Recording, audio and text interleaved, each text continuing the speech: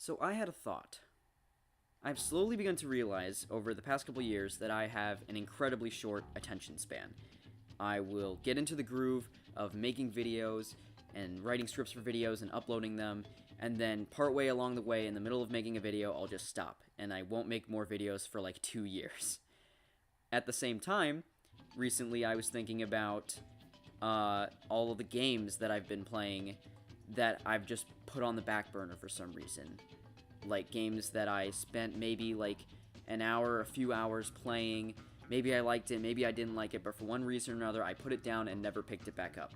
And the list ended up being much more massive than I thought. Like over 30 games on that list that I played and just for one reason or another didn't finish. And that was frustrating me, along with the fact that I'm now making videos again, and I don't want to end up in the same position where I lose the motivation to make videos.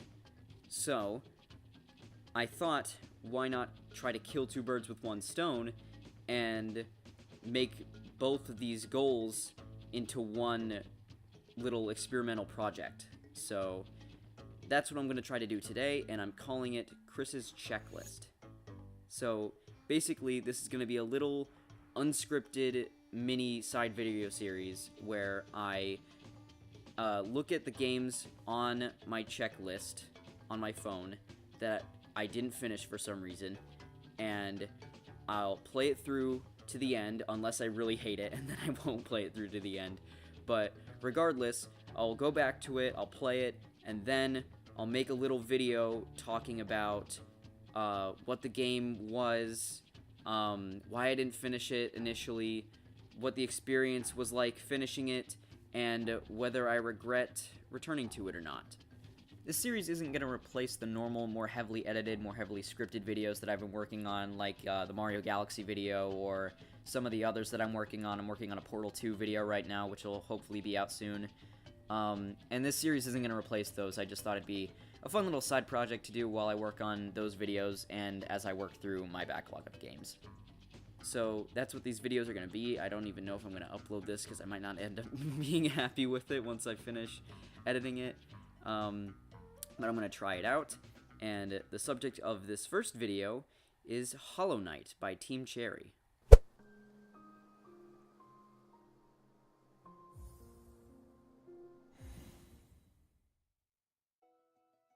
Alright, so Hollow Knight is a Metroidvania game developed by Team Cherry for a bunch of different platforms. I played it on the Nintendo Switch, and it's a Metroidvania set in this world populated by little bug creatures. It's very highly stylized. It has a very thick atmosphere. It's got some hints of lightheartedness in it. But for the most part, it's a pretty dark game. And one that I really enjoyed the atmosphere of when I first played it. I knew when I was looking at the list, this is one of the first ones I wanted to return to because just the atmosphere of it grabbed me. And I was really invested in it from the beginning.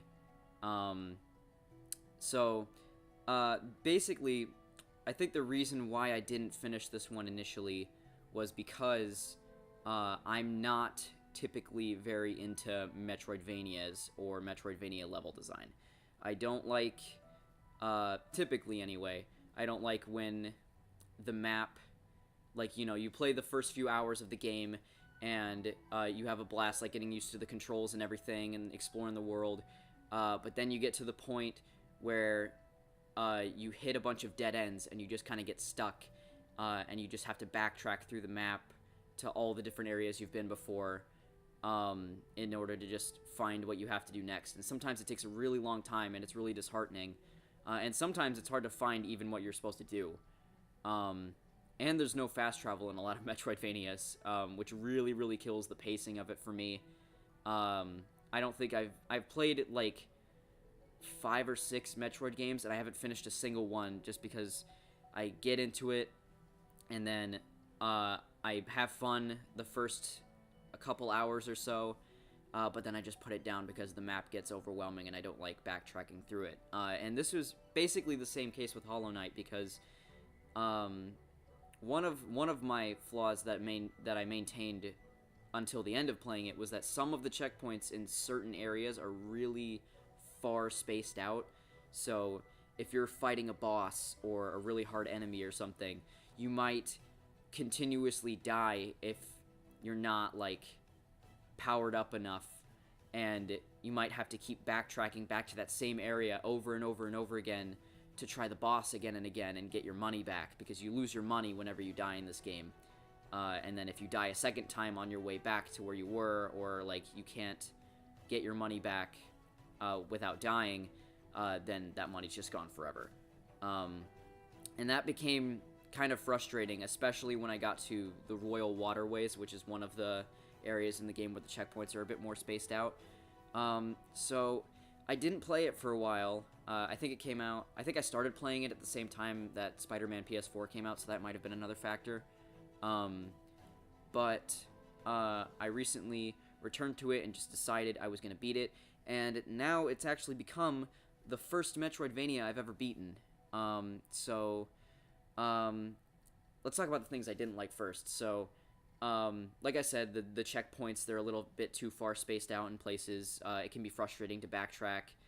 And this isn't really a complaint, just some areas of the game were really difficult for me, and, like, you know, I had to backtrack through. I did end up finding that there were certain checkpoints that were way closer to the bosses that kept killing me than I thought. So that was on me. I just didn't explore the areas well enough. But when I started getting back into it and I started actually, like, getting more of the power-ups and unlocking more of the areas, I started to really appreciate why people like Metroidvania level design so much, because I realized once you do start getting more of the power-ups and unlocking more of the areas, the map becomes more satisfying to traverse, because you'll remember certain areas that you went to before that you didn't have a power-up to pass before, but now you do, and you can go back there and see what secrets are lying beyond the gateway. And that's really satisfying, especially at some key moments in Hollow Knight. I feel like this game accomplishes that feeling very well. And also, just as you become more powerful, the enemies become a little bit less difficult to beat, just the normal ones. It just becomes more satisfying in general to get around the map, and you unlock more fast travel points and everything. Aside from the level design, though, I really like I said before, I love the atmosphere of the game. I love the art style. As far as I'm aware, it seems like it's hand-drawn. It's really beautiful to look at, and I really like just, like, the dark colors and all the different creature designs and anything. It's all very well done, and the music is masterful. The music backs up the atmosphere perfectly. I love it. And that's maintained basically throughout the entire game. There's some areas that are, like, darker than others, and some that are actually kind of, like, scary to traverse. But the atmosphere is maintained throughout the whole thing, and I think it's really well done. In terms of gameplay, aside from the level design, I really like the combat system. I think I prefer the melee attacks that this game mostly relies on in favor of something like Metroid, because I never felt like the aiming in the 2D Metroids especially was very precise. So I prefer using the nail, and, like, you get the DuckTales hop, and, like, you get badges that make some of your melee attacks more powerful, and I thought those were really satisfying. So the combat was really well done. Like I said, I really like the power-ups that you use, and they come in handy in the combat too, which is really nice. And I think that's most of my main thoughts. There's a few other things that I could talk about, like, there's certain other things that I haven't revisited, like some of the side missions. I haven't 100%ed the game. I have, like, 66% completion. But I'm surprised to say that now that I've beaten the game, I actually am really considering going back and 100%ing it eventually. Not now, just because I want to move on to other things, maybe other games on the list. But I would like to eventually go back and 100% the game, and I'm looking forward to Silksong, which is the sequel that Team Cherry has coming out soon. Which I'm surprised to say, because I don't typically like Metroidvanias. I've even played other Metroidvanias aside from other Metroid games in Hollow Knight, and I still typically have the same issues with them. But Hollow Knight, I think completing it gave me a better understanding of why people love the genre and gave me a greater appreciation for the design. So overall, I am actually very glad that I returned to Hollow Knight, and if this is any indication of what's to come for the rest of the games on the list, then I'm hoping that I'm able to gain a greater appreciation for the design of some of the other games that I maybe wasn't too fond of, like I did with Hollow Knight. So I very highly recommend this game if you haven't played it yet. It's on all major platforms. Team Cherry did a very great job developing it, and I am looking forward to the sequel. So that's going to do it, I guess, for this first episode of Chris's Checklist. So let me know what you think of this format, if you like it, if you didn't like it, in the comments below.